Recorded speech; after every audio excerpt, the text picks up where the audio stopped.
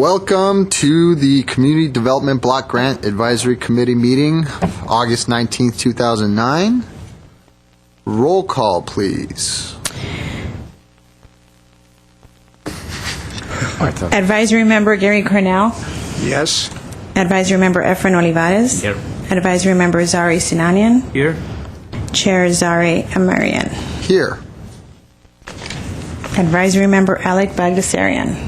I think he just stepped out of the room for a second. So. But is present.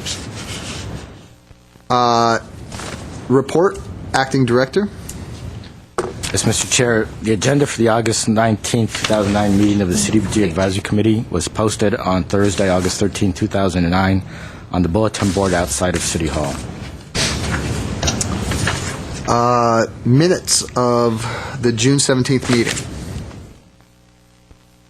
I move for approval as submitted. We have a motion for approval. Mr. Chairman, I move that we accept the minutes of our June 17th meeting as submitted by the recording secretary. And I'll take that as a second.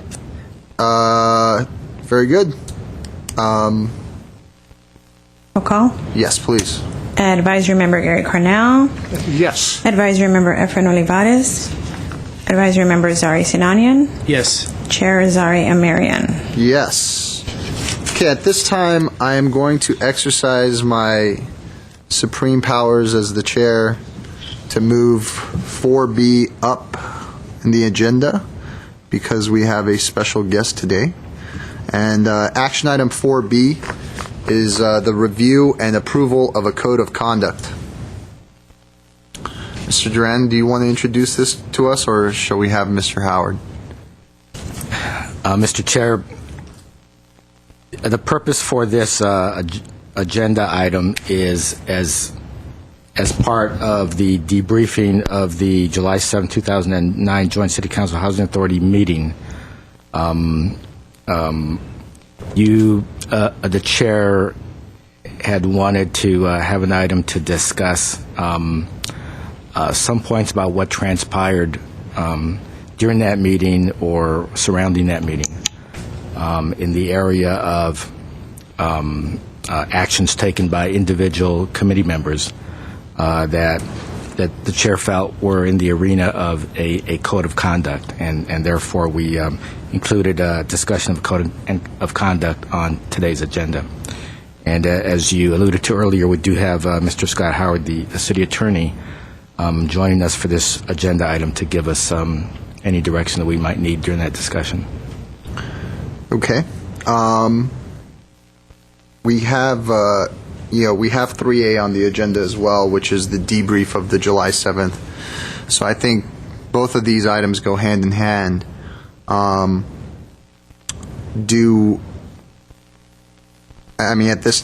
Would you recommend, Jess, that we look at 3A first and talk about that, or should we jump right into the code of conduct discussion? Or, Mr. Chair, if I may, if there's a relationship between the two and you think that it's important to discuss, or you want to discuss the two together, you can read 3A into the record and discuss them both together. Okay, let's do that. Thank you, Mr. Howard. Welcome. 3A is the debrief of the July 7th, 2009 Joint City Council and Housing Authority meeting. Mr. Duran? Yes, thank you, Mr. Chair. We always take the opportunity to debrief whenever there's a Joint City Council Housing Authority meeting where the City Council and Housing Authority have taken action on recommendations or a report submitted on behalf of the advisory committee. So this is an opportunity to recap on that meeting and to recap on any direction that may have been received from the City Council or the Housing Authority as a result of that meeting.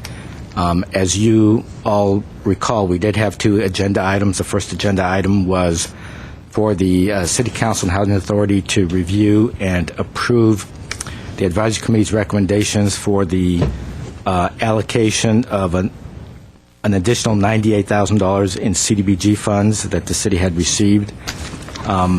The Advisory Committee recommended dividing the social service allocation evenly amongst the, I believe it was 16 social service agencies, and the Advisory Committee recommended allocating the capital improvement of funds. I forget what the amount was, maybe $70,000 or something, to the Home and Edmond Youth Center Rehabilitation Project. And the council approved the committee's recommendations as submitted, so that was good. The second agenda item we had was with regard to the economic stimulus recommendations, and the report that we submitted was consistent with the advisory committee's recommendations, except for one modification that was proposed by staff, as we discussed during the meeting, and as I had informed you days prior to the meeting, and that was based on very late-breaking direction that we had received from HUD, or clarification that we had received from HUD, to replace the committee's recommendation to fund the Home and Edmond Youth Center project with a city capital improvement project. And outside of that, all of the other recommendations made by the committee were part of the plan submitted by staff. The city, after some discussion and presentations, the City Council did approve staff's recommendation, and in the process, the City Council did give us direction, and that was to go back and reprogram the $137,000 from an existing East Garfield revitalization project to the Home and Edmond Youth Center project in order to still be able to make Home and Edmond whole in terms of what they were requesting and in terms of what the committee had recommended for Home and Edmond. So we have published an amendment to our plan to reflect that change, that direction from the council. The next step for Mr. Carrillo and I is to follow that up with a resolution of appropriation to submit to the City Council to transfer the funds to the Home and Edmond project. So we'll be doing that in the next couple of weeks. And that's the recap of that meeting. Very good. Like to get the thoughts of my fellow committee members about that meeting, and then we can move forward and discuss 4B. Mr. Olivares? Thank you. I'm glad to hear that, and obviously it was on the report, that in the end result, all of the monies that we wanted allocated to certain groups, we are going to get it, and that was just part of being creative. But jumping to the code of conduct, and after that meeting, and I'm just going to jump right into the issue because we know what it is. It's basically, it came down to our chair speaking directly to HUD and making a presentation as a result of that. Should be known that we did have a meeting, and we discussed the issue at length, quite a lengthy meeting. And I think this is an issue that, just like 3 years ago when we became a commission, we sat down and we took a look at certain things that we should do and shouldn't do as members of this commission. And I think this is one that we need to discuss. I'm of the opinion that none of us should be going directly to any agency, be it HUD or anybody else, without a discussion perhaps amongst the committee members. I was unaware of what had taken place that morning, and we had a discussion about that. So it's just something that I think we need to discuss and see if it's something we want to add to the code of conduct. It's really that simple. I don't think we need to get into the details of what the conversations were with HUD and vice versa. That's all water under the bridge as far as I'm concerned. It's more of in the future how we behave, amongst our commissioners. Very good. Thank you. Mr. Cornell? Any comments? I have no comment, Mr. Chairman. Mr. Bagassarian? Basically, two things. I was very, very pleased by the approach that the City Council took toward coming up with a resolution to take care of our committee's recommendation. You could see that they were all thinking for the good of the community and how they can take care of the situation at hand.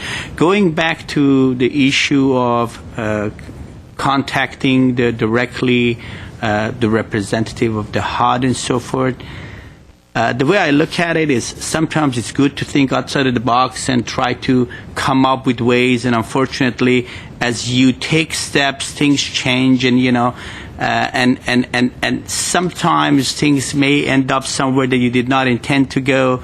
But if you look at the spirit of it, I mean, we were able to get some additional information that helped us in making our decision. And sometimes you talk to one person, you're asking questions from one angle, you hear different answers. Someone else may just ask the same question from a different angle, get a different response. So all in all, I thought it did help the process. So, and whatever the group here thinks as far as we want to do from now on and come up with a policy, obviously we can talk about and discuss. And if we pass one, then we'll all abide by it, I guess. Very good. Thank you, Mr. Bhattacharya. Mrs. Sinanian, your thoughts? On the issue of the code of conduct, if there are certain contours, certain limitations and boundaries within which we need to function, obviously there are, but specifically in relevance to the issue of contacting governmental agencies directly, I mean, I'd like as much clarification about that as possible. I also understand the motivation behind what conspired, what occurred before the meeting, and that was to get clarification, get more information, because the governmental sources, the federal sources, had conflicting information that was provided to us as council members. But basically, if it's improper or if there's anything improper about it, I'd like to know about it also. And I do also welcome the ultimate outcome of the funding issue, because the city, the council did take a very creative approach, and everyone's happy in the end. That's about it. Very good. As far as my thoughts on the meeting, couple of issues for me. First of all, the CDBGR monies were this is the first time anything like this has happened. The rules governing them were limited to 2 documents, a 4-page document and a 42-page document. So there were a lot of gray areas there, and unfortunately, the way the timing worked, the meeting on the July 7th meeting was immediately before or immediately following the July 4th holiday weekend. So time was of an essence, and when there were several emails that went back and forth where I asked for some clarity from staff, and in my attempt to get as much information as possible. And when I hadn't been able to receive that information, I went outside of the box. I made a phone call, had a discussion with a HUD official, and relayed the contents of that discussion during my presentation in presenting the CDBG's recommendations to the City Council on that July 7th meeting. Obviously, we've had a meeting since then. I've discussed the situation. Given the time constraints and the way things happen, I think there could have been different ways that this could have been handled. Certainly, I do want to make very clear to everybody on the committee and as well as the public that my only intention was to do the utmost in my abilities to get as much information as possible to support our recommendations and to get clarity for myself. So if we're going to put something in the code of conduct that dictates the committee's communications with certain officials, I'm more than happy to do so. That would offer me some clarity, and it would offer all of the members of the committee some clarity moving forward on that. The second issue was going into the meeting, there were some comments made regarding the alleged abuse that we heaped upon staff prior to that meeting by the city manager. And those comments caught me off guard. At that meeting, I even addressed them. But I did want to bring attention to something that we found out after the fact. And that was that a single member of the committee, sent a communication, a letter to staff. And that was the letter that was being referenced by the city manager when he mentioned that we were heaping abuse upon staff. And we've dealt with this issue before, as everybody knows. And it's something at that time that we kind of put on the table because we said we can't really dictate that. But at the same time, it's something that we have to bring up. Committee members communicating in an unprofessional manner, certainly it's their right to communicate however they choose, but communicating in an unprofessional manner, in an abusive manner, to staff or to anybody in the community is inappropriate. And there has to be something, said about that. So those are the two issues I think that are on the table, and I think those are the two issues that I wanted to kind of encompass by this code of conduct moving forward, and hopefully we can get some clarity, put the issue to rest, and move forward, to do what's important, and that is, vet these programs, make recommendations, and continue in the process that we have of building a credible committee that has, made unanimous recommendations and had those recommendations accepted by council. So if I could get, we got two basic separate issues, and Mr. Olivares, if you'd like to make some comments, and then we'll go to Mr. Howard and see what he has to say about that. Thank you.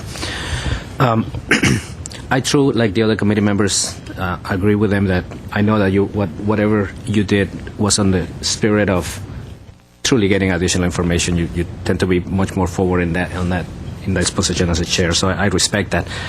The only thing I would suggest, because of, as one of our commissioners said, when you ask the same question at a different time from the same person, you're going to get a different interpretation, and that's truly what I believe happened. After we met and we discussed the details of it, I have no problem with that. So the question becomes, what do we do from here on in so we don't have the same situation? I think it's as simple as saying, if you feel the need as a chair or any commissioner, or we discuss and we, as a commission, we feel that we want to pursue and with the staff ask certain questions present, then it's as easy as that. It's a meeting with whatever representative, and I don't think staff would have an issue with that. So to me, it's that simple. Certainly. That particular meeting, if that had been the only issue, that could have been easily dealt with. But that was not the issue, the only issue. The receipt of this letter from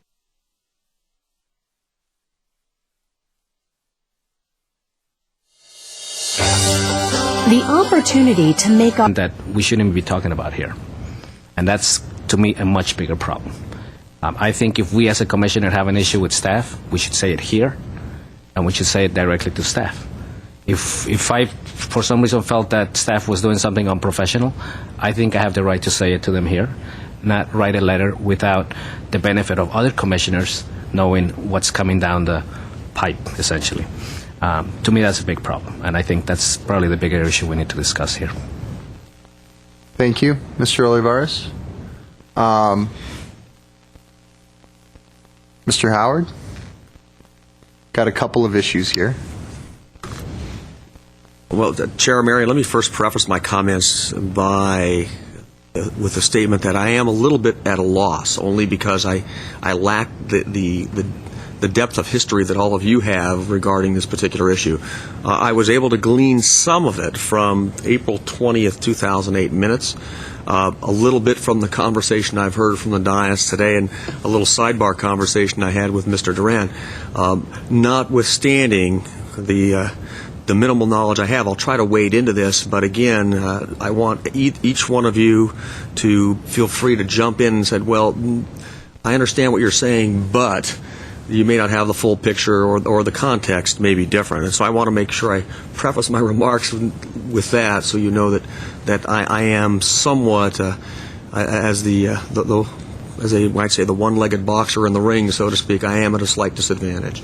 But nonetheless, I think I'm going to try to characterize this in the way I feel that it kind of entails. What you're looking at is potentially some kind of, and the agenda states it as a code of conduct, but certainly some sort of internal regulation that guides the conduct or the actions or positions of individual members of the board vis-a-vis the collective, at least from what I've heard and what I've gleaned from the minutes.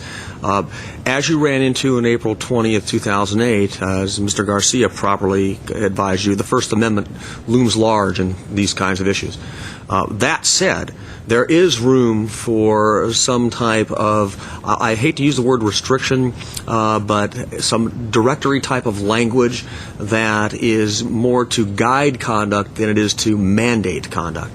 Other cities, for example, do have codes of conduct which use directory or non-mandatory language such as should, or it's best practice to, or you should treat staff with respect, or you should, instead of communicating as an individual directly with, consult with the board members at an agendized meeting. That type of language does not, at least according to the courts, tread on someone's First Amendment rights, because it doesn't set up, they're not subject to disciplinary action.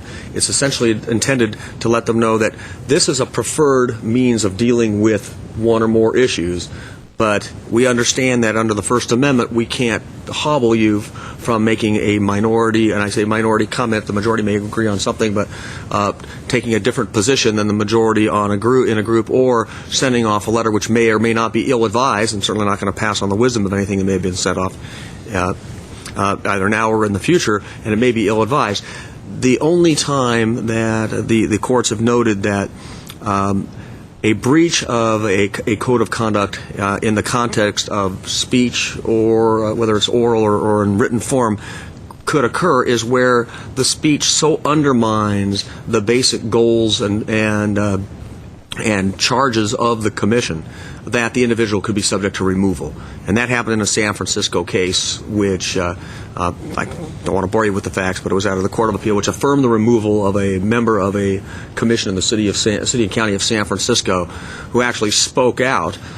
He was a member of the ministry and spoke out against people with alternative lifestyles, and that commission happened to be a commission that addressed issues involving individuals with alternative lifestyles, directly inconsistent with the goal and the duties and the charges of that commission.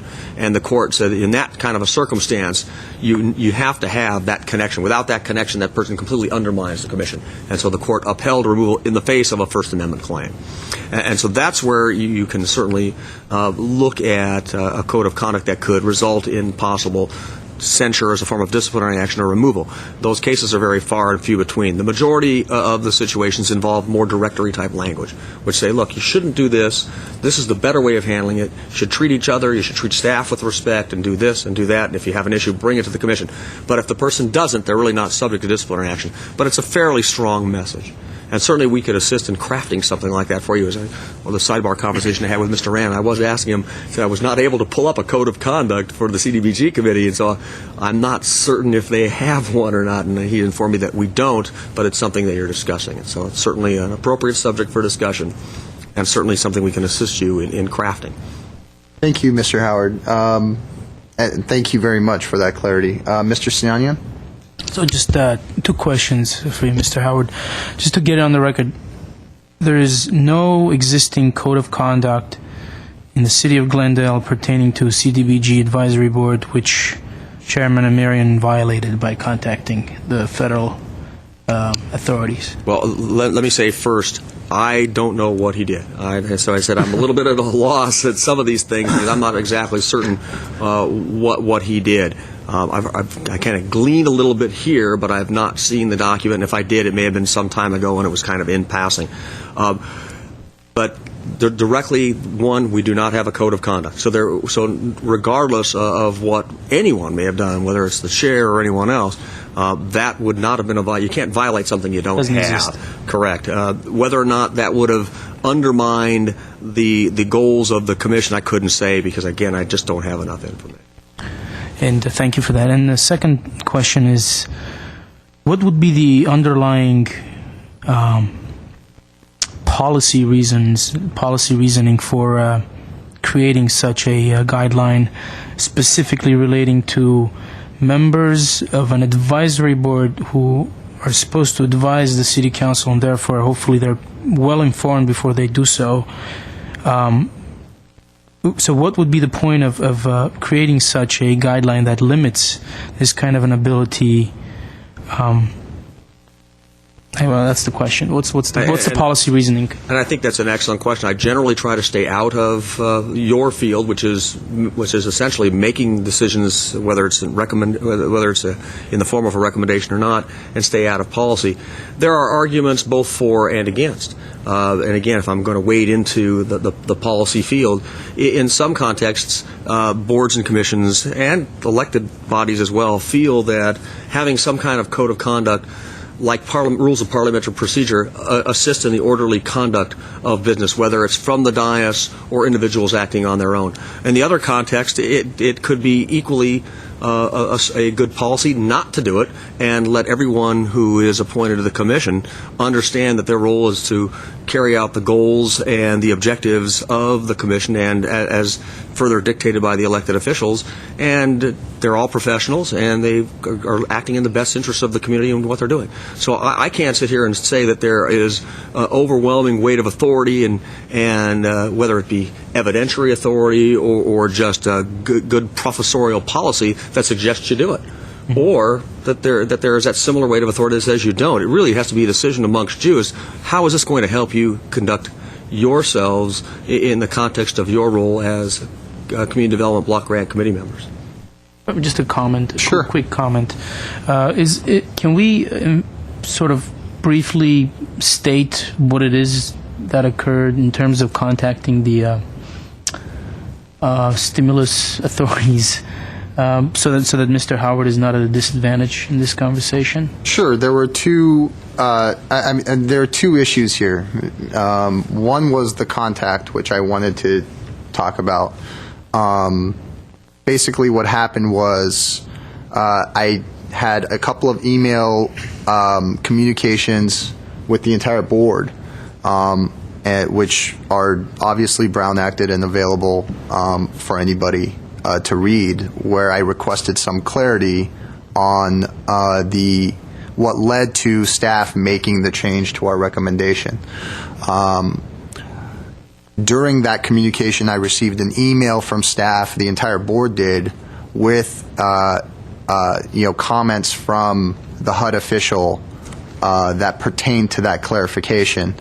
I felt that it wasn't clarified in that email, so I called the lady based on her title, and her phone number was listed on that email that was given to me, in order to get that clarification, had a conversation with her, and relayed that conversation during my presentation. That was the first part. The second part was after the meeting, we were notified that there was a letter sent to staff from a member of the committee, and that letter was taken by staff to be, well, you know what, I'll let staff actually comment on that themselves. Mr. Duran, can you give us a brief, very brief, because I don't want to spend too much time on this, a very brief synopsis of what happened as far as that communication is concerned? Yes, Mr. Chair. I received a letter from Commissioner Cornell. In summary, and of course, a committee member Cornell could speak for himself, indicating that I had personally mishandled the whole situation, and that by virtue of mishandling it and not following the committee's direction, which I am supposed to do all the time to the letter, that I should be in a performance evaluation, that should be looked upon, negatively against me in my performance. So that was the gist of that letter. And I think the big part of it was the letter was sent and nobody on the committee knew about it going into this meeting. So, despite whatever happened, our presentation we were almost walking into a kind of a poisoned well type of situation where, the city manager made some comments about the committee's abuse of staff. The council was privy to that letter, and while I'm not going to assume what they knew, after the fact, I would assume that they would think that we had knowledge of that letter that was sent. So it paints everything we say and everything we present in a very negative light at that point. And so all I want to do, and all I've wanted to do, and I don't want to, cause any drama, I want to avoid that, is just make very clear what the manner in which we should conduct ourselves, especially when it comes to communication with staff or the city council, and even be it communication with an entity outside of the city. So that's the clarity, I think. Does that help you, Mr. Sinanian? It was designed more to help me. Okay. But thank you. Does that help you, Mr. Howard? It does. Okay, It does. great. Yeah, it does. I appreciate Chair? that very much. Yes, Mr. Duran. I'd like to give a slightly different version of your synopsis of what transpired with regard to communications with HUD. Sure. And the emails and the 4th of July weekend and stuff. Of course. I had emailed the committee members a copy of the report that was going before the City Council on July 7th, and I emailed you, I think, the Thursday before the meeting, whatever date that was. And in that email, I explained how we had been going back and forth with HUD, and based on several telephone conversations between Mr. Carrillo and our HUD rep, who is also our monitor, who is the person that makes findings as to whether we've misappropriated funds or not, that it was very clear that the Home Amendment Project was a recreational program, that the primary function, even though they do other things like education and other things, their primary function was recreation, and as such, it would not be eligible under economic stimulus, which you would not find in the printed rules and regulations that you guys had copies of, and that we had based earlier decisions upon ourselves. And so based on that, I, in my professional opinion, I had to modify the recommendation in order to ensure that our application and the projects contained in our application were eligible. And then I guess that wasn't adequate enough for the committee members, and you felt compelled. Well, I guess you asked me for the name and phone number of our HUD rep, which I provided to you, and so you were compelled to follow up and check yourself if our analysis and our interpretation was accurate. So you spoke to the HUD rep, and you reported to the council that the HUD rep gave you the impression that maybe the Home Amendment Project was eligible, and you argued that the Home Amendment Project was just like the New Horizons Project, and so if they were both the same, they're either both eligible or both ineligible, which is still not our interpretation.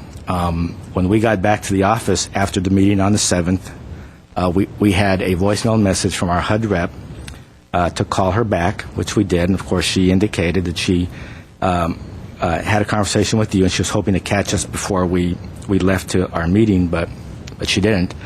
And she told us that she explained to you that you have to look at the primary function of what the organization does.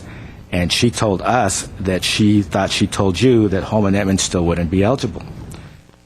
And so that's what transpired. Okay, in just a second. That's fine, Mr. Duran. I appreciate that. I'm not going to get into a kind of a he said, she said, literally, about that telephone conversation. Yes, Mr. Duran. Yes, Mr. Chair, but it seems to me one of the points I'd like to make before you guys decide what what role to take with regard to the code of conduct is. That's the reason it's important for staff to be able to do its job, and based on the totality of years of experience and knowing how HUD operates, and knowing that when you ask for written clarification, absolute confirmation from HUD, you're never going to get it, and balancing the verbal clarification that you get from HUD with the rules and regulations, with experience, what you did last time, et cetera, is the reason that we need to be communicating with HUD, and committee members not communicating, because it's always going to be out of context when committee members ask questions, because you don't have the full view and totality of the program and how things operate. And that would be the danger, committee member Sinani, in allowing committee members to also call HUD to double check our work, because that's our job, and it's not your role, and it's not your responsibility, and it's not the role and responsibility that's outlined in the ordinance resolution that created the advisory committee. So we'd have to go to council and ask them, it seems to me, and Mr. Howard could advise us, if they want to expand your role to include you communicating directly with the regulatory monitors. And that's part of the problem, I think. I appreciate that, Mr. Duran. Again, this is, I don't want to dwell on the details. I accept everything, Mr. Duran, that you said, and definitely in the future I will take that under advisement if I have an opportunity and I'm unclear on something. The bottom line is, at no point, and I've made this clear multiple times, did I want to give the impression that I was questioning staff's capability or professionalism, and I do understand that that may have come off that way, especially to the City Council in light of the additional communication that was made by another member of the committee. I was just trying to get some more clarification based upon the emails that I received, which are public record, and anybody can go look at them. And I felt as if I didn't get that clarity until after I spoke, with the HUD representative. But regardless, I understand how we would want to avoid that in the future, and that's why I specifically requested that this code of conduct issue be added to the agenda, so that everyone's role is very clear in this. There is no misunderstanding. And so someone like myself, who is considering to kind of go the extra step, doesn't go an extra step too far. So thank you, Mr. Duran, for that. Yes, Mr. Olivares. Thank you. Again, I don't have a problem with a member trying to do something, taking an extra step. Is how we take that step. I think we could have taken that step by contacting the staff and say, hey, can we get a meeting together or a conference call, and then we all hear the same thing. My biggest issue that day was not necessarily with what was done. The fact that a letter came later compounded the whole issue, because I got caught side-blinded. I mean, I didn't know what was going on. I'm sitting there listening to these comments and going, what's going on here? Subsequent to the meeting, I found out what it was. My big concern was that we have worked at this committee since we became a commission very hard to make balanced decisions as a group. We generally have. We've had some issues in the past that I thought we had worked through. And some of the comments that were frankly made by some of the council members that day, basically accusing us of being too political, I did not care for. But I can see why the perception was there once I understood what had transpired at the meeting. And my goal here would be to simply, not necessarily a guideline, not a code of conduct, but a conversation as to how we behave in certain situations. 3 years ago, when we tried to put a code of conduct in, we realized that, well, that's really not the way to go. But there are certain things that we discussed, and we agreed that that's how we would behave. And I think this is one more of those things that we need to just come to some conclusion. Yes, Mr. Bagdasarian. I want to go back to a couple of things that was mentioned. One is the timing was an issue, and two things coming together at the same time did create a circumstance that just things blew up. Second is usually a chairperson of a committee takes upon him or herself to kind of take that extra step, and I can see that Mr. Mirian at that time may have done that. To kind of go over some of the other things, I think the staff, obviously does have the hot knowledge. We do appreciate that. All the recommendations received from staff has always been very precise and very informative. We've been able to make a lot of decisions based on staff's recommendation. I want to just caution us to make a lot of, decisions here on the code of conduct, given that CDBG has been around for so many years, and there has not been a need to have a code of conduct put in place. So let's just kind of keep that in mind. Maybe we can have recommendations in that. Well, if someone is to communicate, we bring it to the group first, and then discuss it in the group, then have that recommendation go to the staff or go to any other body, whether it's the city council. So I think that itself would eliminate a lot of the things, and then it's still giving us the freedom to kind of be able to express ourselves. And I would agree with that, because one of the comments that was made by our city manager touched on the fact that the staff was being attacked. Those comments came across as though it was the committee that was attacking the staff, which was not the case. We had issues and we had questions on the meeting prior to the city council meeting, and I don't believe the meeting was any different than any other meeting we've ever had. If we don't understand something, we ask you a question and we respect your answer. But I believe those comments had to do with the letter that was sent by Mr. Cornell, and that triggered a perception that the commission had issues with the staff, which I don't believe is the case. And again, I think if situations like that are brought to the group, maybe we can discuss the content of that letter and change it and explain things and just kind of make it such that, we would not have situations like this to deal with. I think all in all, you made a point that we have been working as a committee, and we've been able to make a lot of decisions, but we're compromising given the resources, the funds that have been available to us. And I've always thought that all of us had the good of the community in mind, and we worked together to come to the compromises that we were, given the resources we have. Mr. Sinanian? Yeah, just a comment on this whole issue of, I don't like the direction in which this is going.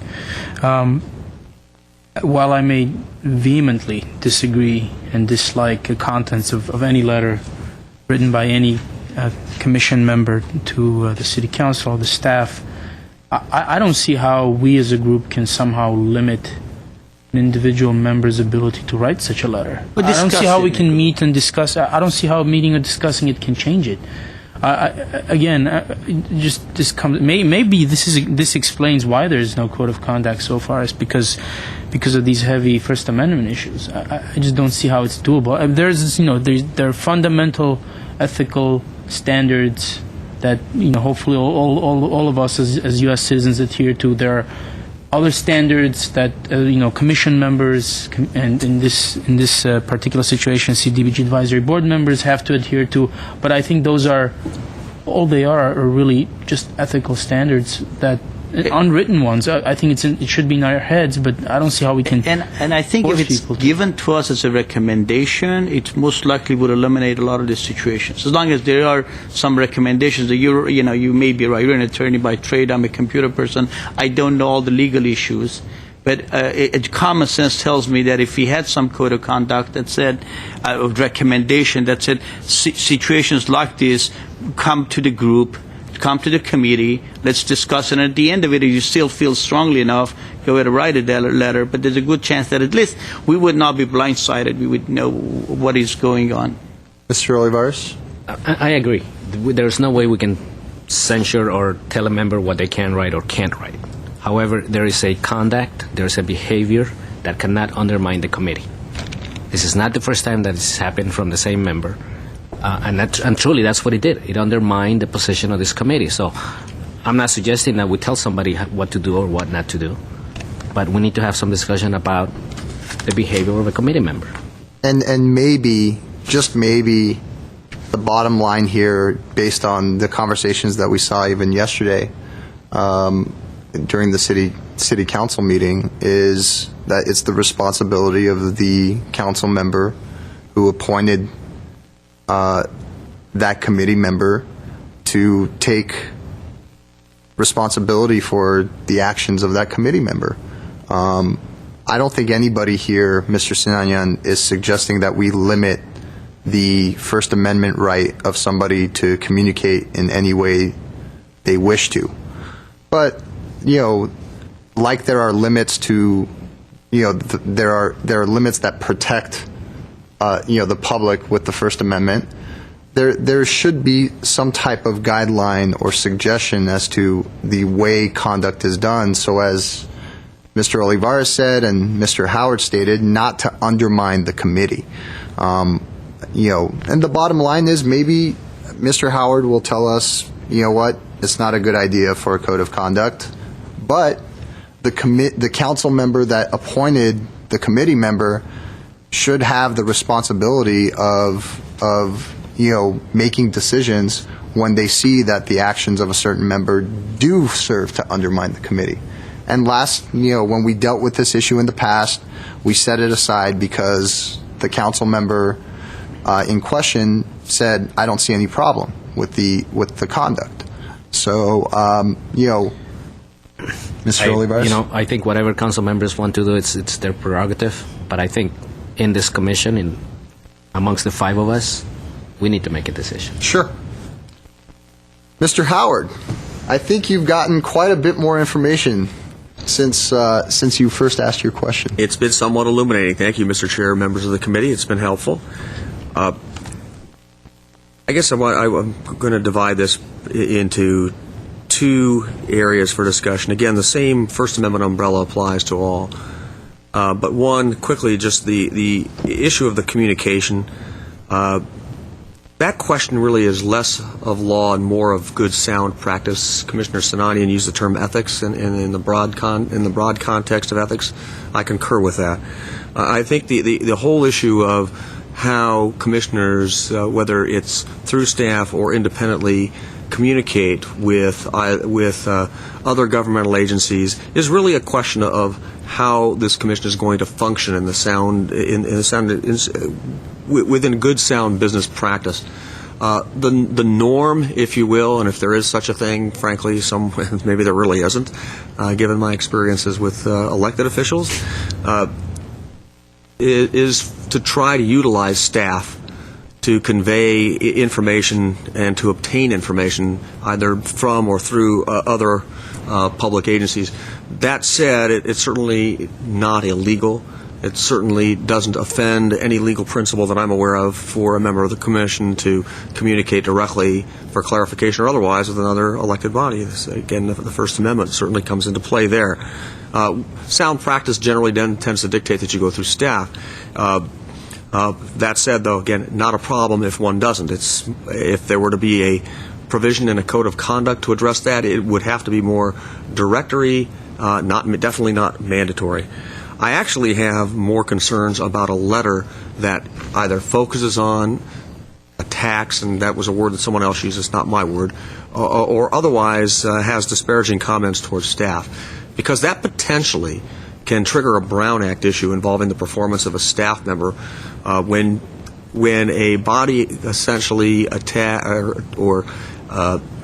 is indicating something negative about staff, and a body wants to, or a person says that, and then the body actually wants to try to take up a discussion about the performance of staff. That actually triggers a notice, an opportunity for staff to be heard, to be able to answer to those charges. So that creates an issue that perhaps has not been thought of, and I'm not saying it did in this case, but it certainly, in the right kind of circumstance, could potentially do that. Two, a letter that, or an actual written correspondence that challenges staff in a negative fashion. Again, not illegal, but you really have to begin to question whether or not that begins to erode the relationship between the members of a commission, board, or committee and the very staff that serves it.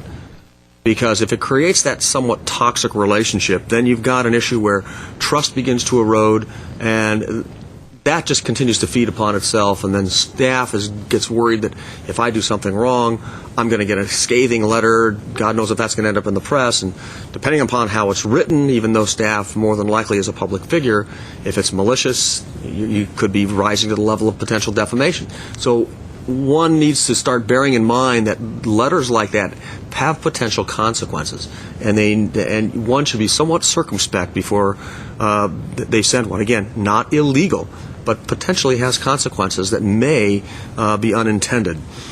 So I guess in summary, most of these issues are not ones of law per se, at least on the front end of whether someone sends a letter or communicates with another governmental agency or otherwise. It really directs itself to the sound relationships that you have with your staff members and the ethical relationship that one has, and how it affects your ability to get things done as a committee.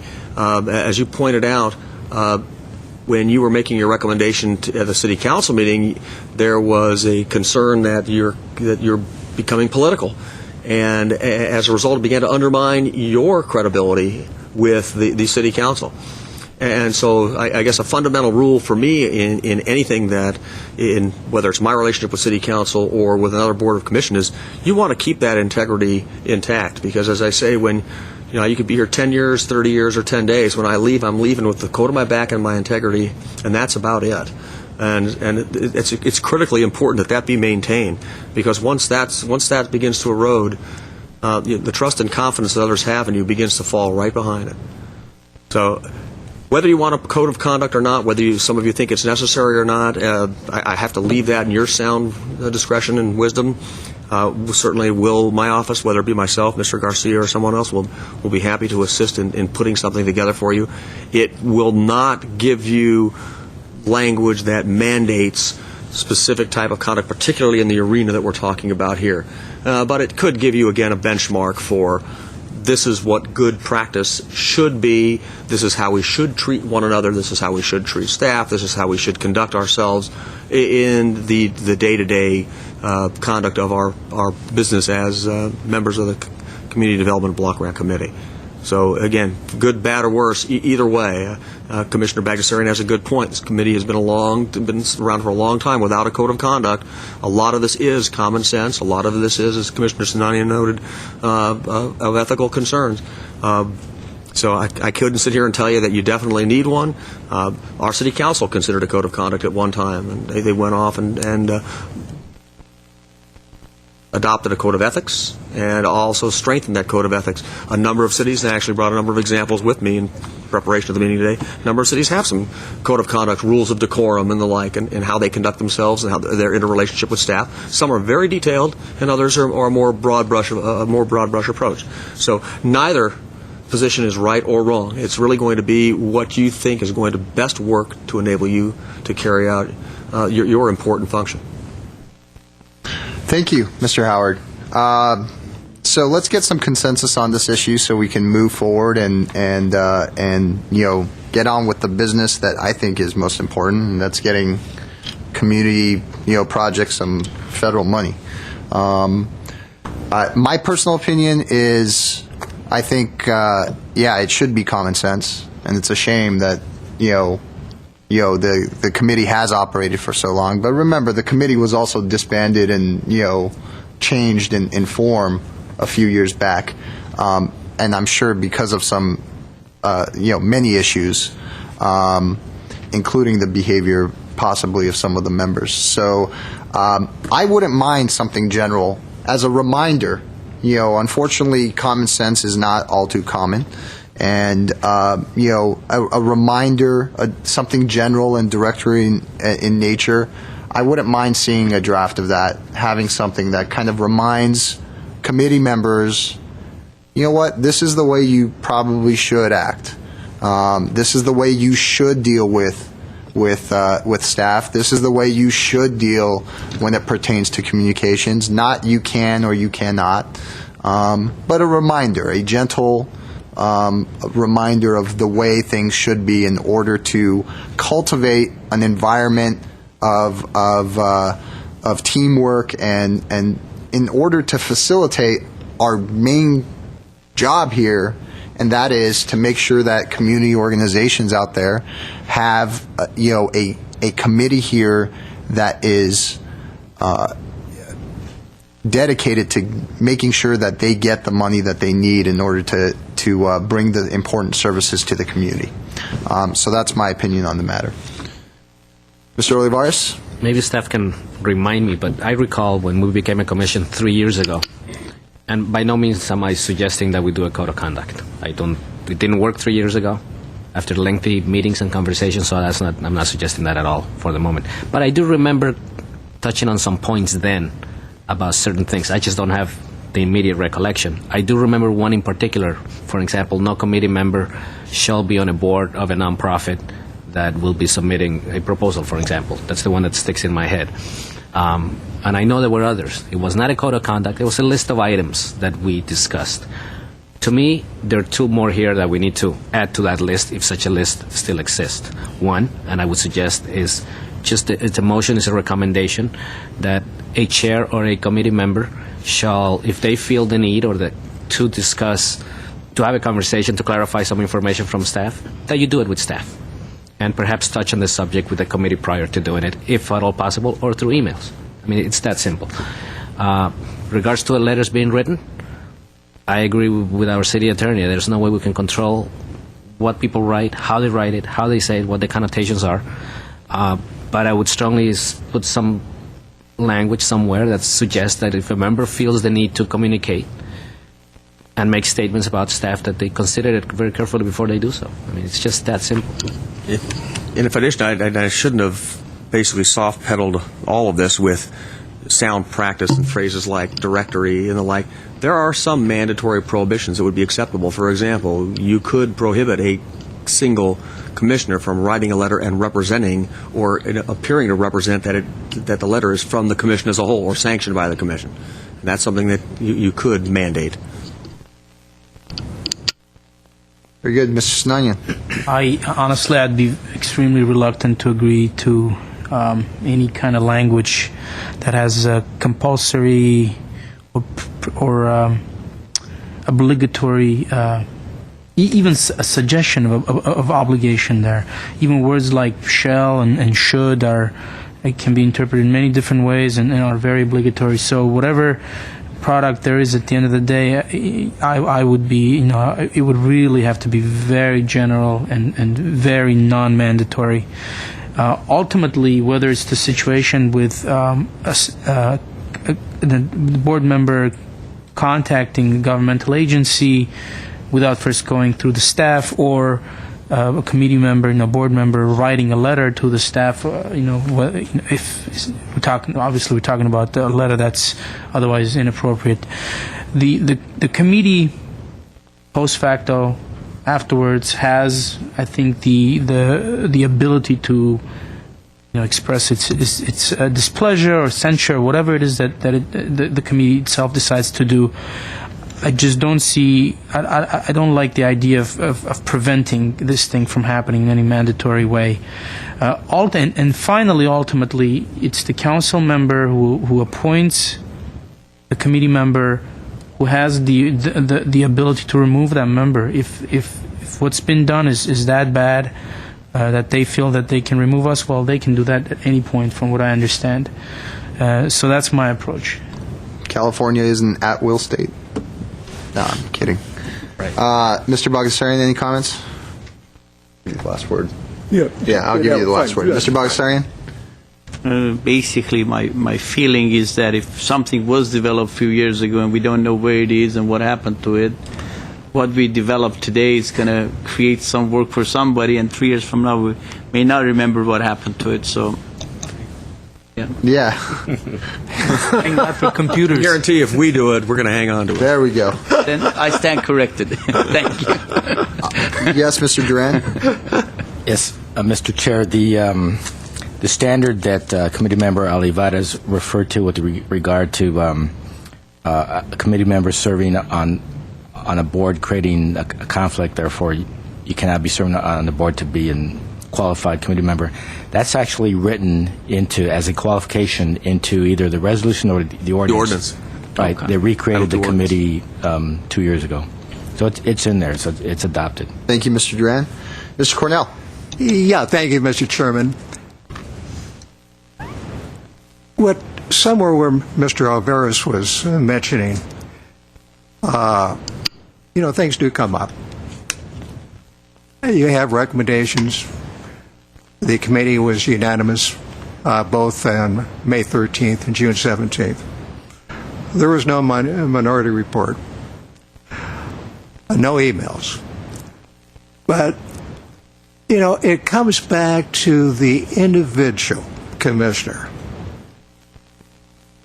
his ethics, how he looks at it. Did he jeopardize or undermine the status and reputation of this committee? And the bottom line, if there is any reprimand, any censure that should be done, it is not by this committee, it is by the council that has jurisdiction. And the individual council member that appointed the committee member. What we went through in the stimulus package was a rare animal that hasn't occurred since the Depression years of the 1930s. I guess since we didn't have access to tape and everything else in this day and age, the technology we have now, it was difficult to go back there and summarize, look at what had been done in the past. But somewhere along the line, if you have a question and you try to communicate and it's not answered, someone has to know the answer. And now, if the local HUD office doesn't know, then I'm quite sure the HUD secretary should know that. So, and also if there is new information in the light when the committee makes a decision and it comes about, then staff sees the interpretation here that regretfully the information that was given to us at that time was out of date or not up to date, then I feel that the committee or staff should get back to the committee, post a meeting within the 72-hour period that is called for in the Davis-Sterling Act, and have the committee rethink this, redo it, and have this be a committee decision, and not take it upon staff to make their recommendations, which I have no problem with as long as it's a recommendation that this advisory board made. And this is why we're here for. Now, I know Mr. Duran has been in this for 25, 30 years. He's experienced. Wish him well, and hope he becomes the permanent director. But sometimes you do have a difference of opinion.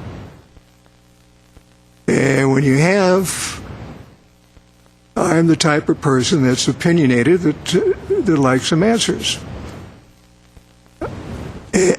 And certainly, there's no guidelines or otherwise, or any lack of protocol or lack of respect that was made to get the answers. Because I was in a dilemma like the chairman, why one organization and the other didn't match, or you had one set of guidelines and a different set of criteria for a different organization. So, and then why we can't get some answers. When you go through the red tape, you look at the logs, you look at the catalog, you look at the website, and you still can't find them, then as in this case, I'm quite sure the HUD secretary would know it. I think it comes back to individual roles, and that of the individual commissioner. You can't legislate and dictate code of conduct and ethics to an individual. It has to come within. If it doesn't, then it's up to the council member that appointed us to make that recommendation and remove that commissioner. That's all I have to say, Mr. Chairman. Thank you. Mr. Olivares? Mr. Cornell, after everything that's transpired, do you still feel the letter you sent was appropriate? And will you do it again?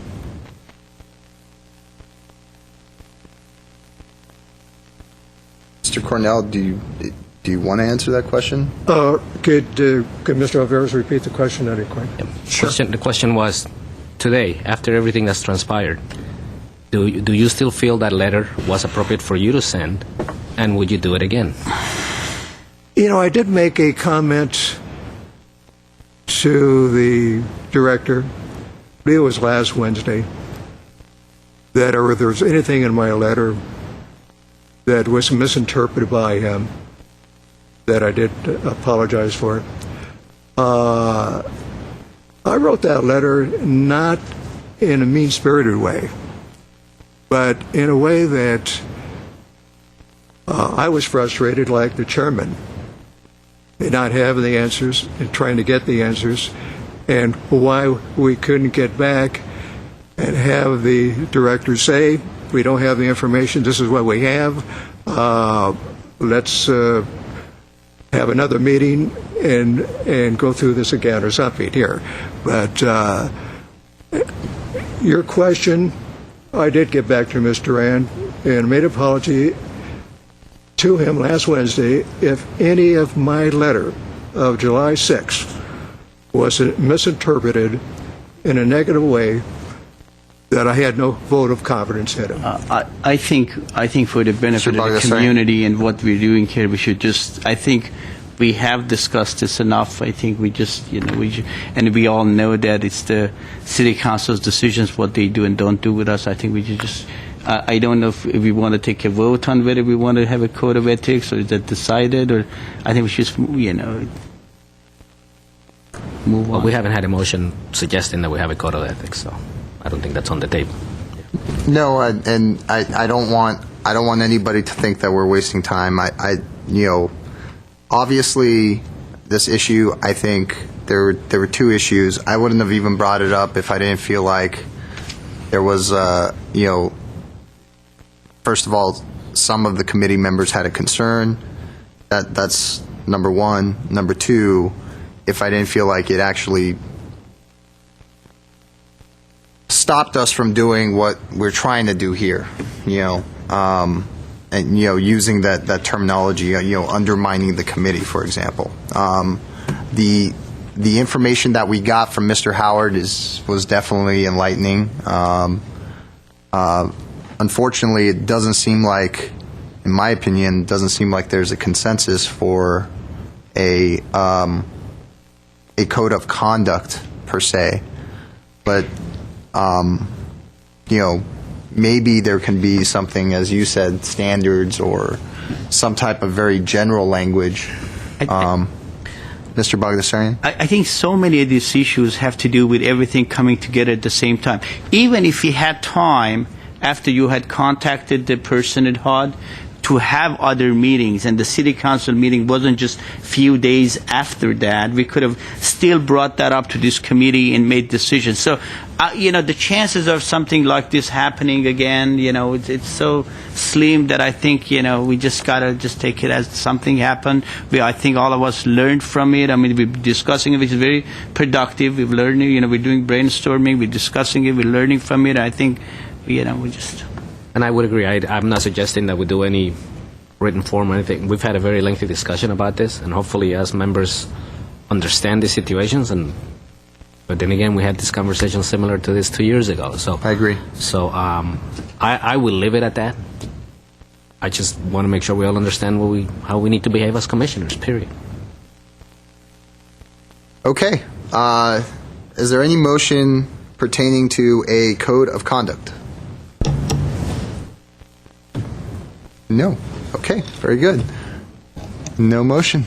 Thank you, Mr. Howard. I want to thank you, Mr. Chair, and members of the committee, one, for inviting me, and two, for what I consider to be a very, very high-level debate, I think, of an issue that was a little touchy. But I think everyone made an excellent point, particularly at the end where you noted we've had a good, lively debate, and we now, I think, have expressed ourselves, and we should and do kind of set the course for how we should behave without a code of conduct. Again, would have drafted one had you desired it, but I think it was a very healthy debate, and thank you. Could have some lasting impact. Thank you very much, Thank Mr. you. Howard. Thank you, Mr. I'll Howard. ask the chair's indulgence and the committee's indulgence if I can be excused. Of course. There's other matters Of to course. attend to. Of course. Thank you. Not at all. Thank you, Mr. Howard. Thank you. Okay. Let's get down to business. Report 3B is the status of the CDBG economic stimulus program. Mr. Duran. Yes, Mr. Chair. Speaking of the devil, I would like to have Mr. Carrillo give you an update on the exact status of the economic stimulus program. Is the devil Mr. Carrillo or the stimulus program? It's the economic stimulus Okay, program. I just wanted to make sure, It's been a devil of a program. because I'd have to call another meeting and... Yeah. Mr. Carrillo. Well, I think what Mr. Rand is referring to is what this all started with, the stimulus money. But the good news is that it is a significant amount of money that's going to be infused in the city of Glendale. Again, the committee made their recommendations and council approved the majority of the recommendations. Mr. Duran reported back on July 7th.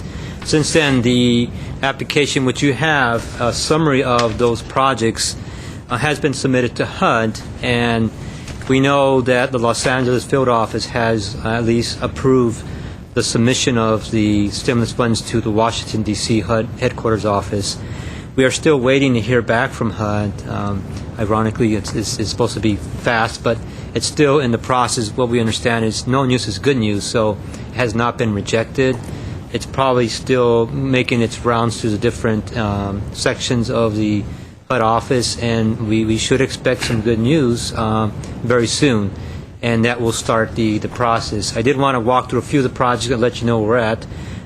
As you know, the East Garfield is the larger of the 4 projects, and that's the revitalization of the East Garfield neighborhood improvement area, and that is in some design work already currently going on, and we expect to hopefully go out to bid in January and begin construction shortly in spring. So that is a larger project. The New Horizons is, again, waiting for funding to continue its design.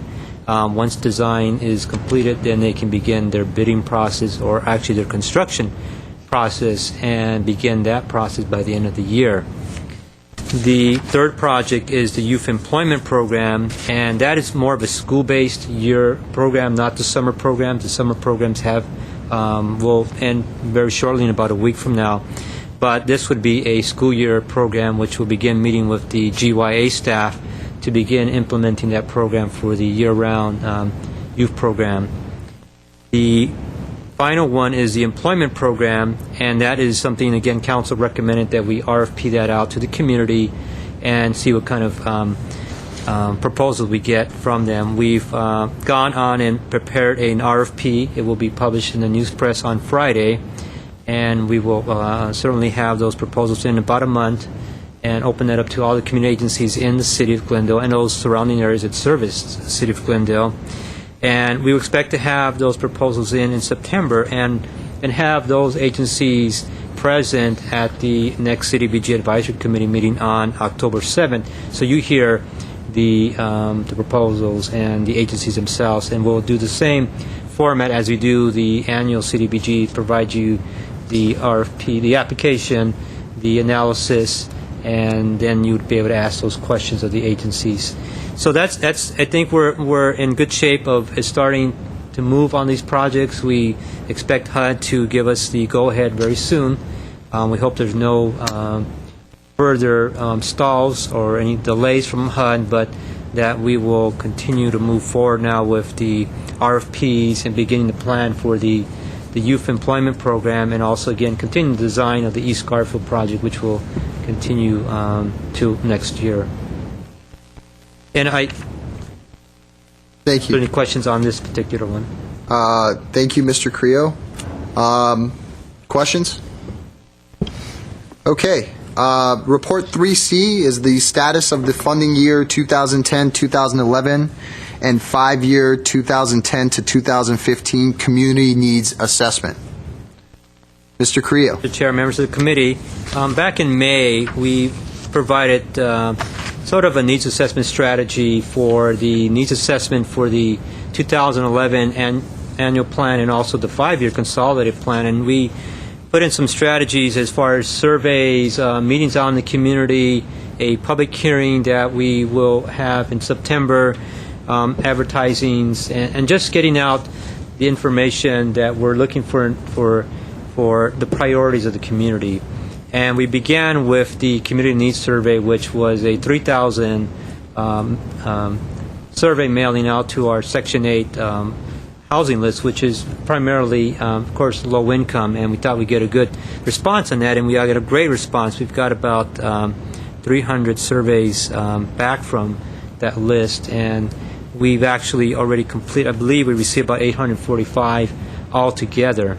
So the survey is going well. We do have another batch of surveys going out in the community next week, and that will give us some additional survey feedback to provide the committee for its, I believe will be the September, October meeting, and provide that for you to look at what are the priorities that we're looking at. We did have in the news press a small little article, which I think I put in your packet, about the youth. Again, we know that youth is a large portion of the funds that are utilized for the CDBG program, so we, of course, absolutely wanted to get some feedback on youth, and the news press wrote a very nice synopsis of what the youth were looking at, and they did mention a lot of things about recreation activities, job programs were certainly the programs that the youth wanted. Gang and drug prevention programs were also noted. So it kind of already goes in line with what we've seen in our past surveys or past needs assessment. To summarize this, there's also a needs assessment survey, and this is a very preliminary survey results. We are, again, expecting more data to come in, but you'll see the rankings on how this is all coming out as far as social services. For example, crime and public safety programs, kind of the higher the social services, and senior services, employment services. So you'll see what the surveys are coming out. These are surveys that are done and put it on the computer, so they're automatically tabulated, and it's real time when we can update that survey data. I do want to caveat this, that there is still more surveys to come in. You'll see that some of the surveys related to senior services. I think part of that is because our Section 8 list is about 80% seniors, so a lot of it, of course, is swayed towards seniors. But as we get the other community-based surveys in, then we'll see what the final results are for the top 3 or 4 social service needs are. But by and large, they've been the ones, consistently the ones you've reviewed in the past. There hasn't been any significant changes.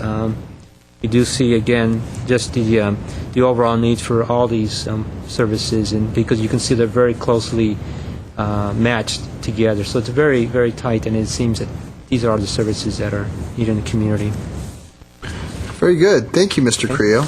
And I saw that you were mentioned, very prominently in that news press article. Oh, Is that why we got the copy? well, you got a copy that didn't have a picture, but I wanted to just at least give that. I figured that was exactly the reason why. Yes. I'll ask for your autograph after the meeting. All right. Thank you. I have a question Yes, for Mr. Mr. Cornell. Carrillo, Mr. Chairman. On page 1 of that 3C, you have the various media outlets that you advertised in with to get this public input. And have no question on what you have there. I believe there's one additional one I'd like to have you take under advisement. We have in our community a sizable population of Chinese. Not in the majority as the Koreans are, but nevertheless a sizable amount. And I'd like to see perhaps you undertake maybe some decision among your staff regarding also putting an input and advertising in there, say in the Chinese Daily News, which is the largest Chinese publication in Southern California. And the second question, Ms. Grillo, was at the July 18th cruise night, I did bump into your station and table there that you had set up. I believe it was close to Wilson. They were taking questionnaires and so on, surveys. I didn't see that mentioned here in your report. Do you have that, or did you get any feedback on it at this time? Mr. Creel? I'm Mr. Cornell, yes, members of the committee. There is a, that is more in the, let me look at number, that is part of our strategy. Oh, number 6, I'm sorry. 6? Page 2 of 2, number 6, conduct 4 interactive community needs surveys. The Great American Cleanup, which was done, the cruise night, movies at the park. We can give you a breakdown if you like. I don't have, I thought I brought that here as far as the surveys. But yes, Mr. Cornell was present at our booth over at the cruise night, and we did have, I guess, of course, the greatest amount of surveys done there. So we did have about, I would think it's about 75 surveys completed at the cruise night. Yeah. Well, that's your largest event that we have in the city, that the city has. Of course, it's not a city event, but it's a city-wide, pretty well publicized for a community event. And it's the largest that we have, I think even larger than the Unifest. So that's why I wanted to ask you on that, because anything you get from there is very sizable, and to me would reflect a good sampling of the residents. Mr. Olivares? Yeah, will you be at Unity Fest? There is a possibility we will be at Unity Fest. Again, I believe it's October 11th. And that is kind of after our meeting before the committee. So that needs assessment. Kind of is going to be done by the end of September, we hope. So, but we'll still probably be at Unity Fest for some additional surveys and we can always get additional feedback on the program. But that's a very good suggestion. Okay, thank you. Mr. Bagdasarian? The information here, the assessment and the scores, is very valuable. Are there means of communicating this to the public, or would it make sense during this meeting to communicate, for example, the scores for each one of these categories as to how people are ranking? I mean, Mr. Duran? Yes, Chair Mayor and Committee Member Bagdasarian, only if we qualify it as preliminary. Because as Mr. Carrillo indicated, it's a little skewed right now because the main sources of input thus far has been the senior population. So the 3,000 piece mailer that I think went out today will be much more reflective of the broader community. So you'll probably, it sounds like watching the election results. You'll see the priority rankings change as more come in. But as of now, by all means, we can say that based on the over 800 survey responses that we've received to date, the number one priority would be crime and public safety, followed by, is it employment or senior services, employment, and then youth programs. Okay. So the next time we report this in October, it might be a little different. Crime and public safety would probably stay at the top. It'll be interesting to see if senior services remain number 2 or if employment or youth overtake senior services. So we have 845 surveys thus far. So far, but you mentioned 80% of them are seniors, and there's 3,000 going out, and that has a broader range of. Correct. Mr. Creel? Yeah, I'm sorry. Let me add to that. Yeah, I believe we have about 845 surveys, and out of that, I believe I added up, about 445 are the Section 8, which are the seniors, And so half of them are outside, and they were at the cruise night or Pacific Park or Maple Park, or the online surveys being done. You can get on your computer anytime and get on GlendaleSurvey.com and do the survey. So, as Mr. Duran pointed out, it's best to see, for us data to collect, is best to wait and see what comes in before anything comes out as far as anybody, making decisions until we do the final count. But again, our system is very effective in getting on the computer and then getting that data out to you very quickly. Very good. Okay, let's move on to Report 3D, which is the funding year 2008-2009 CDBG Social Service Monitoring Results. Mr. Duran. Yes, Mr. Chair, we've provided in your packet, excuse me, we have provided in your packet a summary of the monitoring results of the 0809 social service agencies. And you can see those agencies which, when we conducted our site visits and our file reviews, had some questions. I'm happy to report that in every case, those questions have been addressed. We've received responses to our monitoring letters, and I think everyone is cleared in terms of addressing concerns and findings. So, Mr. Duran, you said that all of these findings and concerns have been addressed to your staff satisfaction? They've been cleared, yes. Wonderful. Very good. Assume there are no questions on that. In that case, let's move on to Report 3E, which is funding year 2008-2009 year-end social service performance reports. Mr. Duran.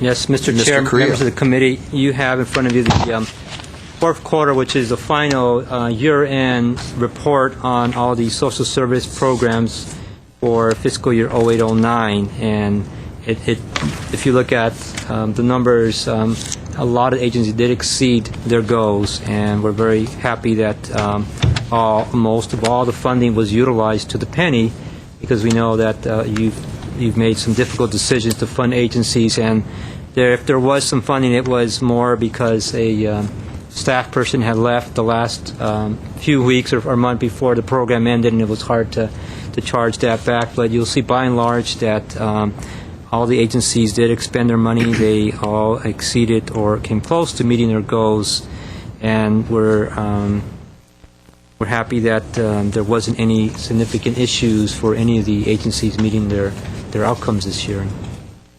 Very good. Now, I have a question. There were a few organizations that didn't expend all of their funds. I mean, we're talking about a few $1,000s total. What happens to those monies? Oh, yes, Mr. Chair, members of the committee, that money goes into the unappropriated account for us, and if you remember, every year, and it's been now every year, we add that to what we can reallocate to the following year. So we have maybe $4,000, maybe less than that, $3,000 available, which will be reported to you, and that would go into the subsequent year. Now, again, we can't use that for social services. It would only be used for capital funds, and that's why we really urge the agencies to utilize their monies, because it cannot be rolled over to any social services. So. Very good. Questions? Okay. Report 3F, the program planning schedule for funding year 2010-2011 annual plan and 5-year consolidated plan. Mr. Duran. Yes, Mr. Chair, this is simply to provide you with a planning calendar. Today's meeting does represent the first meeting of the new planning year, and so this will give you an outline of what our entire one-year planning cycle consists of. It's consistent with what the cycle we've been following for the last several years. For example, you'll see that during the month of September, we will continue with the needs assessment, and we'll be conducting a number of focus group meetings consistent with the needs community outreach strategy that the committee approved. You'll see that our next meeting is scheduled for October 7th, at which time we hope to have a final report on the needs assessment findings, including those 3,000 additional surveys and findings from those, in order for us to recommend program priorities, which we'll submit to the City Council and Housing Authority, which would be scheduled November 3rd, and then that's the meeting where they also authorize the issuance of an RFP, and the meeting at which time they decide if they want to pre-designate funds for any high priorities and so on and so forth. So as of now, this is the proposed planning cycle for this planning year. Thank you, Mr. Duran. Any questions on this? Okay. That was the last report. Let us move to action item 4A, the election of chair and vice chair. Yes, Chairman and Mayor, and as the first meeting of the planning year, this is always the meeting in which we report to the advisory committee that it would be the time to consider electing a new chair and vice chair, or reappointment of a chair and vice chair. I've also noted, however, that we do have 3 committee members whose terms are expiring over the next 3 months. The first expiration is for committee member Efrain Olivares, who is assigned to Councilman Weaver's seat, which will expire this month, and that would be followed by committee member Zare Amarian, Chairman Zare Amarian, whose term would expire October 31st, and Mr. Amarian's seat belongs to Councilman Najarian. And then committee member Bagdasarian's term would expire November 28th, and that seat belongs to Councilman Draymond. So in view of the fact that we do have these renominations or reappointments coming up, you may want to wait until the October, there's nothing to preclude you to defer this until the October meeting, when we're more certain of which committee members will continue to serve on the committee. Or you could decide to renominate the existing chair and vice chair, or nominate a new chair and vice chair person. Okay, thank you, Mr. Duran. I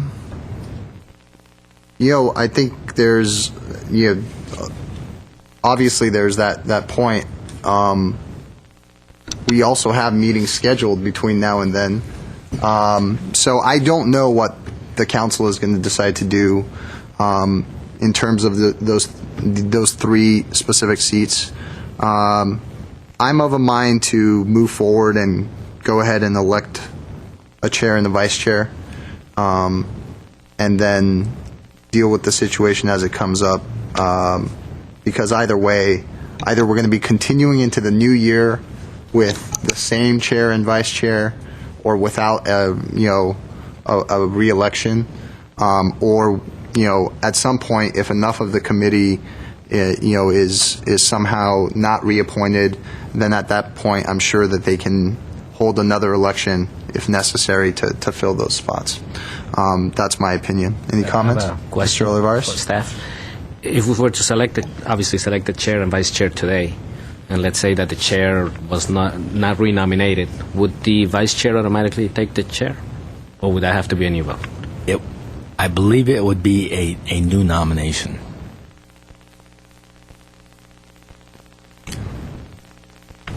Any other comments? Any thoughts? Suggestions? Just to expand, there is no automatic rotation between the chair and vice chair. That's why I came to that conclusion.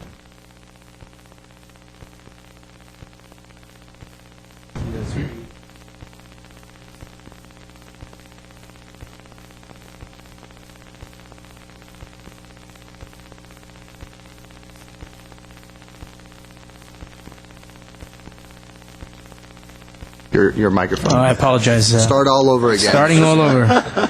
Take number 2. We could put this off to avoid the instability of the potentiality of losing a chairman or a vice chairman, but at the same time we don't have a meeting scheduled after November 28th, so we would literally be going into the February meeting when it is the meeting of the year, with no chairman, I mean, an old chairman, or we would have to somehow elect the chairman right there and then. So I don't like that idea. I sort of agree with the chairman that we should just go ahead and bite the bullet and elect the chairman or vice chairman right now. Any other comments? Should be noted that a chair should be able to turn on his microphone. Oh, there goes my candidacy. Yeah, I have a comment, Mr. Chairman. Yes, Mr. Cornell. I would like to see, and I believe this is going to be resolved in the near term before our next meeting of October 7th. And with that, I'd like to see this tabled until that October 7th meeting. If I may, I may have misunderstood something. If Mr. Amirian's and Mr. Bagdasarian's terms are up in late October and November, how is this going to come up in October 7th? Yeah, I see. Okay. Thanks. Thank you. Appreciate that correction. Yeah. I'd like to nominate Alec Bagdasarian for chair. Let's get right into it. Okay, we'll take that as, okay, let's do that. Mr. And of course, we need to hear if he's interested. I appreciate the comment. I was going to just suggest that Zari Miriam stay as the chair for another year, but either way, that'd be fine. I appreciate that suggestion. Okay, so we have a nomination. Do we have a second? Do we need a second? How does this work? I don't think, no. Okay. Who was the nominee, Mr. Chairman? The nominator was Mr. Olivares, and the nominee was Mr. Bagdasarian. Mr. Bagdasarian, do you accept the nomination? I'll accept the nomination. Very good. Any other nominations? I'll nominate Mr. Olivares for vice chairman. Nominate. Let's stick with chair. Okay. Let's start with chair, and then we'll move forward. So, any other nominations for chair? Nominations for chair are closed. Okay. So, let's take roll call. Mr. Bagdasarian. Yes. No, on Mr. Bagdasarian. Sorry, I'm taking your job now. Chair, right? Yes. Okay. Advisory member Gary Cornell. Yes. Advisory member Efren Olivares. Yes. Excuse me, Martha, you have to start over and start with Okay. Alec Bagdasarian. But if he's chair, wouldn't he go last? But he's not chair yet. Oh, okay. Only nomination. I'm Okay. still chair, Martha. Only nomination. Give me I'm my sorry. last 30 seconds of... Advisory member Alec Bagdasarian. Yes. Advisory member Gary Cornell. Yes. A second Advisory time. member Efren Olivares. Advisory member Zari Sinanian. Yes. Chair Zari Amirian. Absolutely. Absolutely. And Absolutely yes. yes, absolutely, Absolutely. yes. Absolutely yes. Okay, and with that, we have a new chair. Mr. Bagdasarian, I gleefully pass the gavel. Should we switch now, or should we continue? How does this work, Mr. Duran? Yeah, let's finish the vice chairman. Very good. Okay. Very good. Okay, not yet, huh? I can't hand it off just quite yet. Mr. Chair, I nominate, yes. for Vice Chair, I nominate our newest committee member, Zarek Sininian. Okay, Mr. Sinanian. And I want to stick with my nomination of Efren Olivares. Mr. Olivares, do you accept? I would accept, yes. Okay. Any other nominations? Okay, nominations are closed. So, I would give each of you an opportunity to, put your platform and what you plan on accomplishing. But for the sake of brevity, I'm going to forego that process. God. Let's go ahead and take roll call on Mr. Sinanian. And, well, you know what? How should we... All the words. Do the first one I first. think we did do the first one. I think he hasn't actually accepted. Who is accepting? You have to ask that question. I think. Okay, Mr. Olivares. Mr. Salian, do you accept the nomination? I accept. You Hold on. accept. Can I do that? Can I accept and then nominate Mr. Olivares? For what it's worth. That doesn't. For what it's worth, I'm okay. Well, Vice Chair, absolutely. No, no, I did nominate Mr. Olivares first. Can we just take a vote on Mr. Olivares? Okay, you don't want to arm wrestle? No, Okay. not today. I think the public would rather see that, but okay, then you know what? Let's take a roll call on Mr. Olivares as vice chair. And you're still chair? Right now, it looks like. Okay. Advisory member Alec Bagdasarian. Yes. Advisory member Gary Cornell. Abstain. Advisory member Efren Olivares. Yes. Advisory member Zari Sinanian. Yes. Chair Zari Amirian. It's okay, Mark. It's okay. Anyways. Absolutely, yes. Very good. Well, welcome. Thank you. Thank you. And at this time, Now you can switch. great. The last thing before I switch, I just wanted to make a comment, if I may. First of all, thank you. Thank all of you for the past year. It was an honor and a privilege for me to serve as the chair of this committee. Hopefully, despite any of the issues we ended with, we focus on the fact that this year was an incredible year in terms of the manner in which we built consensus, the way we came to an agreement, and the manner in which our advice was accepted by the council. To the incoming chair, good luck. I am sure that you are going to do a great job, and I hope that Councilmember Draymond strongly considers reappointing you as well, and it's his prerogative, but I think you represent the community in a very good light.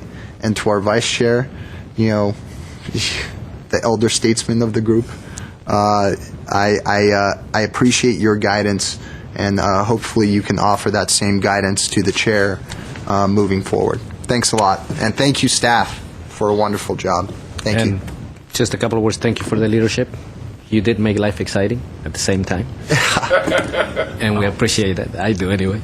Very good. Very good. So let's switch. I'll hand this over to Alec. Alec, you can finish the meeting.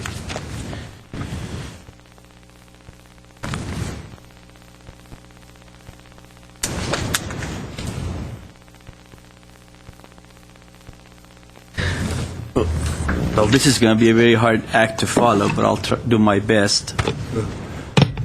First, I want to start thanking the committee here for, nominating me and I guess electing me.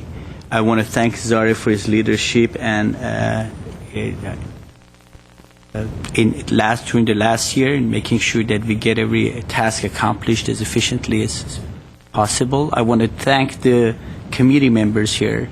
We all work very closely together. Every once in a while we have a little bump on the road, but I think all in all we have done a great job. I want to thank the staff for all the assistance that they're providing. Looking forward to working with everyone.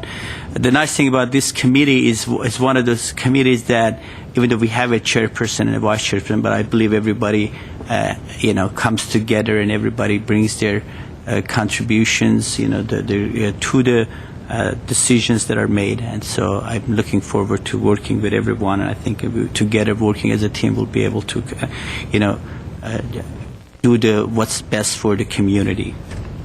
Thank you again, and I guess we'll need to move on to yes, Mr. Cornell. Oh, look at that. Mr. Cornell. I'm so used to it. Look at that. I see the finger and I want to say something. I apologize, Mr. Chair, for my outburst.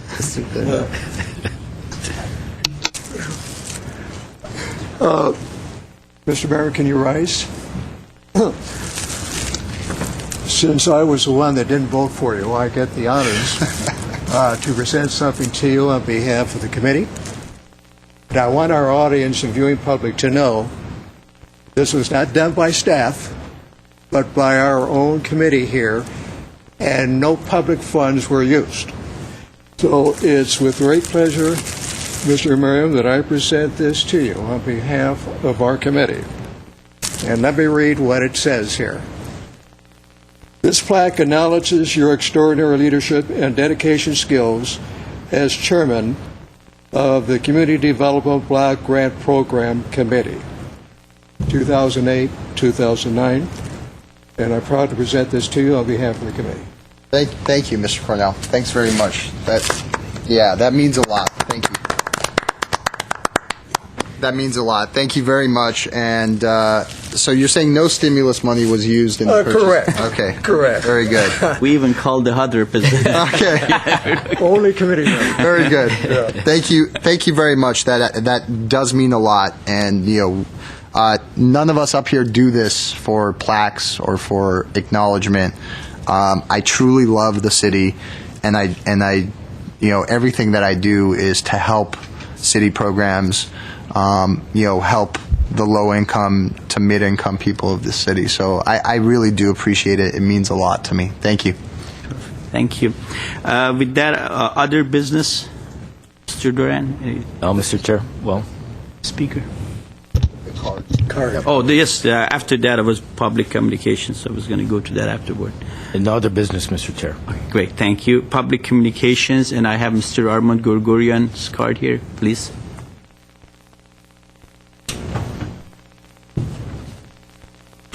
Wow. Chairman Bagdasarian, members of the advisory board, staff, let me be the first to congratulate you, Mr. Bagdasarian, on your new task. I'm pretty much sure that you will continue the fine job that Mr. Amirian has done in the past year, and I would like to congratulate you also for the job that I believe was a great job that you've done. On behalf of the 2,000 plus kids that Homenetman serves, I'm here to thank you and thank you, staff, for the assistance that you've given us in the past. Based on your help, we are going to be able to have our opening of the new center, which we call the North Campus, the Glendale campus, which was going to be September 27th. Your invitations will be on Mr. Moises Carrillo's desk next week. I'm sure he will arrange to have that. And of course, the whole project will not be done, as you all know, but inside of the gymnasium will be finished so that we can use it and for the kids and serve the kids as much as possible. I just wanted to say that if that survey, if any way we can help on your survey that you have mailed out 3,000, if I can get some, or if there's any way of people going on online, I will be more than happy to help in that regard and do the same. Thank you very Mr. much. Gorgorian. Thank you. No other. Okay. Mr. Chairman, I have a couple of announcements from some of our nonprofits here that we visited each year, and I'd like to make these announcements. First of all, GHK, Glendale Healthy Kids, is having a function that the public is invited to, as well as members here, and that is going to be October 10th. September 19th. September 19th, Glendale Healthy Kids have the number for you for any other information that you may contact them for any particulars. It's area code 818-548-7931. Again, 548-7931, and that's Guess Who's Coming to Dinner, Glendale Healthy Kids. One other one here, Mr. Chairman, that we deal with on a yearly basis, and that's Path Achieve for the homeless. And they're having a function at the Americana, and that's going to be September 12th. And you can contact Path Achieve at 818-409-3336. Again, 409-3336. Okay? Thank you, Commissioner Cornell. I move to adjourn. Second. Meeting is adjourned.